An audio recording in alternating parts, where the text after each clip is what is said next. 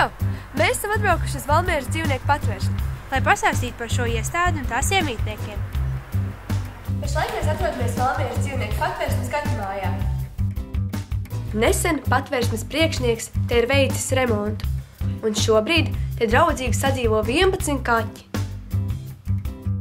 Īpaši draiski un atraktīvi mūs sagaidīja mazie kaķēni, kuri izrādīja savu pašreizējo dzīves vietu.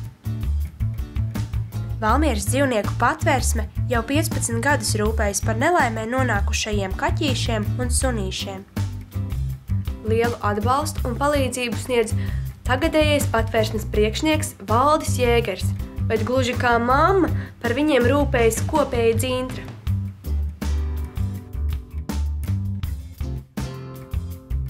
Un tagad mēs esam suņu aplokā. Ar tikpat lielu sirsnību un mīļumu mūs sagaidīja 3 patvērsmes sunīši.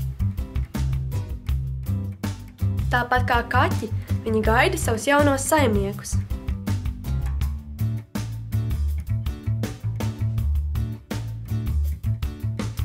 Patvērsmes iemītniekiem trūkst ne tikai saimnieks, bet arī pārtika. Tādēļ mēs bijām līdzi paņēmuši dažus kilogramus barības, kā arī našķus, kurus varēs likt uz kārā zoba.